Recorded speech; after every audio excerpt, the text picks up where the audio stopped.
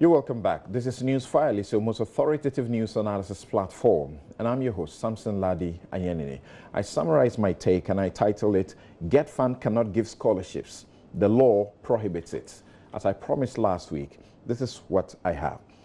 It's really and truly sad that politicians without principles, without morals, without ethics, without an ounce of the fear of God in them, continue to show with fluorescent clarity that they are no more than thieves. This is the class of politicians struggling to justify the most unconscionable criminal conduct discovered at the GetFund.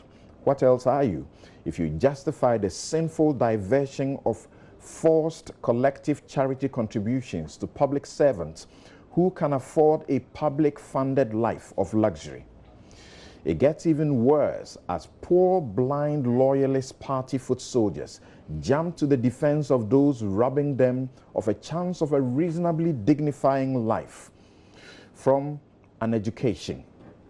And when educated people in a political party join the defense and elect a focus away from the wrongs and breaches of law discovered by the Auditor General, when they instead invite us to vilify the Auditor General for purported errors in the audit, you can be sure that no further evidence is needed to confirm the dreaded analysis by experts that corruption has been normalized.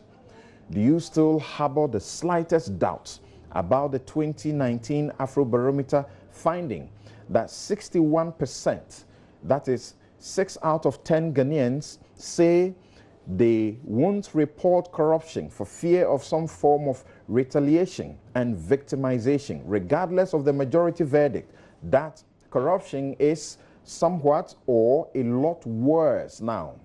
Some have actually called Daniel Domelovo and Martin Amidu evil.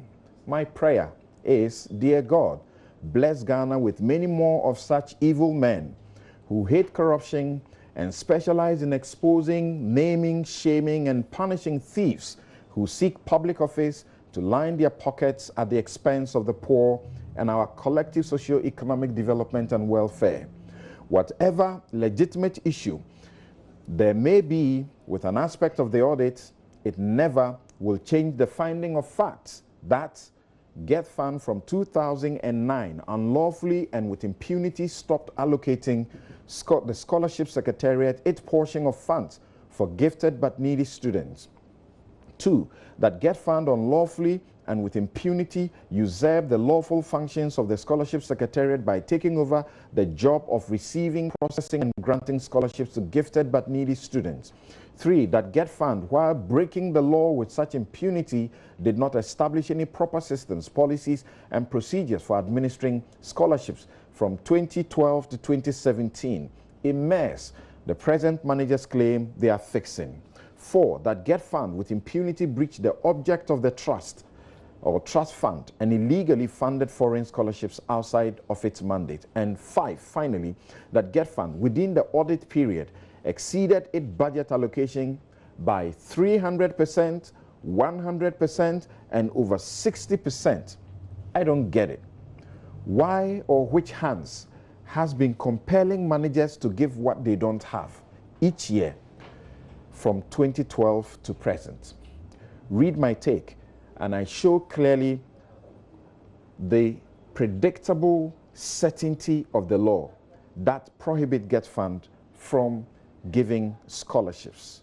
And I ask also that prosecutions should happen for those who gave GetFund false information, because the law says if you are caught, you could be punished with at least 6,000 Ghana cedis minimum or plus jail term of 2 years. That's my take. Go to my Joy online and read it.